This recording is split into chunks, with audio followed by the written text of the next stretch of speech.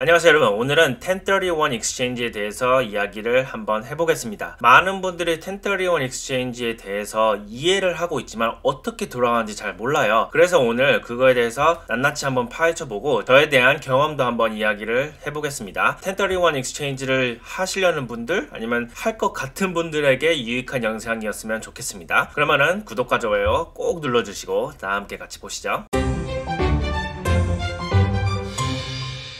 자, 일단은 1031 Exchange에 대한 컨셉을 잡아야 되는데 그 컨셉이 뭐냐면 만약에 나의 집을 팔았을 때, 나의 부동산을 팔았을 때, 나의 자가가 아닌 투자집을 팔았을 때 캐피털 게인이 나잖아요. 만약에 벌었을 경우 그의 가치가 올라갔을 경우에 그러면은 이제 캐피털 게인 텍스를 내야 됩니다. 주식을 파는 것도 똑같죠. 주식을 만약에 사서 그게 올라갔으면은 이제 캐피털 게인 텍스를 내는 것인데 하지만 부동산은 그거를 안 낼 수가 있어요. 안 내는 것도 또 아니에요. 이거는 잘못 컨셉을 잡으시는 분들도 있어요. 캐피털 게인 텍스를 아예 안 내는 게 아니라 그거를 디퍼를 시키는 겁니다. 그 뜻은 계속 푸시를 하는 거죠. 그게 언제까지 될지는 모르겠지만 그냥 푸시를 하는 겁니다. 그게 바로 1031 Exchange예요. 제가 예를 들자면 오늘 집을 샀는데 1000불입니다. 그 1000불을 2년 후에 팔려면 이제 롱텀 캐피털 게인 텍스가 나잖아요. 그건 한 10%인가 15%? 자세히는 모르겠지만 그 정도 되죠. 그러면은 만약에 그 2년 후에 1000불짜리를 2000불에 팔았어요. 그러면은 1000불에 대한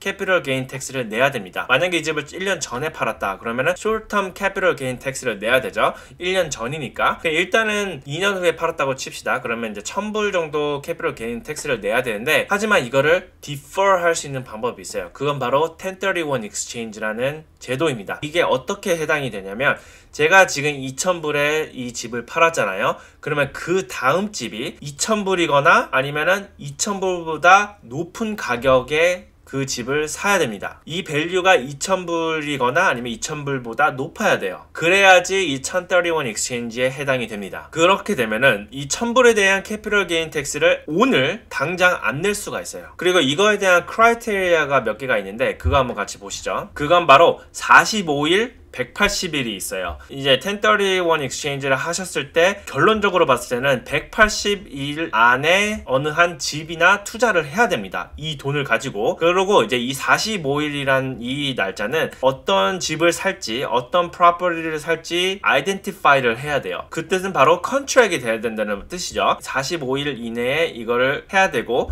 그리고 나서 여기에서 182일이 아니고 180일 빼기 45면은 135일 이내로 이 집을 클로징을 하셔야 됩니다. 그래야지 1031 Exchange에 대한 크라이테리아가 맞춰져요. 그렇기 때문에 1031 Exchange를 하실 때 굉장히 strategically 이걸 움직이셔야 돼요. 왜냐면은 만약에 45일 이내에 이 아이덴티파이를 하지 않으면은 이 크라이테리아에 맞지 않기 때문에 이제 캐피털 게인 텍스를 내야 되십니다. 일단 그게 첫 번째 관문이기 때문에 만약에 1031 Exchange를 하시려면은 이것을 미리 집을 찾으셔서 이걸 내가 사야겠다 컨트랙을 넣는 것도 나쁘지 않아요. 저희가 딱 그렇게 했거든요. 저희는 어떤 한 프로퍼티를 꼭 사야겠다고 생각을 하고 나서 컨트랙에 대해서 이야기를 시작하면서 저희가 저희 부동산들을 다 팔기 시작했거든요. 또 이제 부동산을 팔게 되면은 또 한 달, 두 달 정도 걸리잖아요. 그런 것도 다 생각을 하셔야 되기 때문에 그래서 이 집들을 다 팔고 나서 45일 이내에 이 아이덴티파이를 성공적으로 마쳤습니다. 근데 여기서 질문이 있어요. 만약에 내가 내 집을 팔았어요. 그럼 이 돈이 판 돈이 어디로 가냐? 이걸 어떻게 매니지를 하냐에 대해서 질문이 나올 수가 있죠. 왜냐면 저도 이렇게 맨 처음에 생각을 했었거든요. 만약에 내 집을 팔아서 내 어카운트에 그냥 넣어놓고 내 어카운트에서 그냥 바로 그 돈을 아예 터치를 안 하고 그냥 가면 어떻겠냐, 그러면은 괜찮지 않을까라고 생각을 해봤어요. 하지만 그거는 절대 안 된다고 합니다. 그래서 이것 때문에 1031 Exchange 서비스 센터들이 있거든요. 그 서비스 센터들을 쓰셔서 돈을 움직이셔야 돼요. 그 돈이 만약에 팔아서 내 뱅크 어카운트에 딱 들어오자마자 바로 taxable income이 되어버립니다. 그렇기 때문에 이거를 third party로 움직여서 거기에서 이제 바로 그 다음 집을 살 때 돈이 들어가야 된다는 말이에요. 그래서 이걸 어떻게 해야 되냐면 일단 집을 판다고 결정을 하셨을 때 이제 1031 Exchange 서비스 센터에다 문의를 하셔서 그 사람들의 인포메이션과 그 사람들의 fee는 무엇이며 그런 걸 다 알아야겠죠. 이제 fee가 꼭 있는데 fee가 보통 한 500불에서 600불 정도 하는 것 같아요.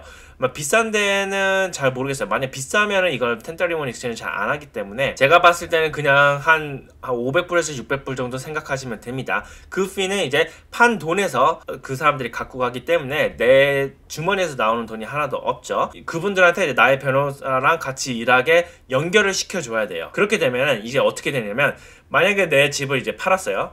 그 팔아서 그 나온 돈이 있잖아요. 그 돈이 바로 1031 익스체인지 하는 분들 어카운트로 보내게 됩니다. 여기서 보낼 때 이제 1031 익스체인지 분들이 이 말을 할 수가 있어요. 두 가지 어카운트가 있다 라고 이야기를 해요. 그게 무슨 뜻이냐면은 180일 정도 되면은 6개월이잖아요. 그러면 6개월 동안 내가 그 돈에 대한 일들을 벌 수 있는 어카운트가 있습니다. 만약에 그게 큰 돈이다. 내가 내 부동산을 팔았는데 막 1밀리언, 2밀리언, 3밀리언 정도 남는다 하고 하면은 그러면은 이런 하이 일드 어카운트에 넣어놓게 되면은 그 6개월 동안 돈을 벌 수 있게 할 수 있는 어카운트가 있어요. 하지만 거기에 대한 피는 약간 좀 더 높죠. 그리고 두 번째 어카운트는 아예 일드가 없는 거. 피는 굉장히 낮고 그냥 돈이 가만히 앉아 있는 거죠. 제 생각에는 어떻게 하면 되냐면 만약에 돈이 한 50만 불 아래다 라고 생각을 하시면은 그냥 일드가 없는 곳에다가 세팅하셔도 괜찮은 것 같아요. 제 생각에는 500k 위로 올라간다 라고 하면은 일드 어카운트에 넣는 것도 나쁘지 않는 것 같아요. 아무튼 그렇게 두 어카운트가 있다는 점 알아두시고 여기서 포인트는 절대로 그 돈이 나의 은행에 들어오면 안 된다는 점입니다. 그래서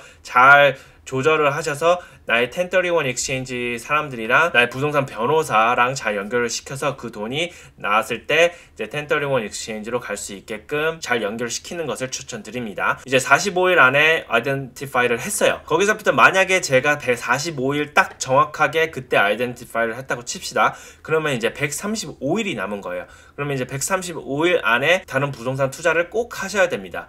그리고 여기서도 또 이제 내 1031 익스체인지 사람이나 나의 바이어스 변호사랑 연결을 또 시켜줘야 여기에서 이제 프로세스가 날 때 나의 1031 익스체인지 돈이 이쪽으로 에스크로로 넘어갈 수 있기 때문입니다. 그래서 1031 익스체인지를 성공적으로 하시려면 딱 5가지를 중요하게 여기시면 됩니다. 일단은 타임라인을 잘 보시고 계산을 잘 하셔서 자기가 가지고 있는 거를 파시고 다른 거를 들어가시는 거를 추천드립니다. 그리고 두 번째로는 1031 익스체인지 서비스 사람들이랑 나의 변호사들, 양쪽의 변호사들, 팔 때의 변호사랑 살 때의 변호사들에게 잘 연락을 잘 하셔서 연결시켜주는 게 굉장히 중요합니다. 그리고 세 번째로는 나의 판 가격에 같거나 꼭 높아야 돼요. 그게 굉장히 중요합니다. 내가 그 다음 넘어가는 부동산이 내가 판 가격보다 낮게 되면은 1031 익스체인지가 해당이 되지 않습니다. 그리고 네 번째로는 피가 있다는 거.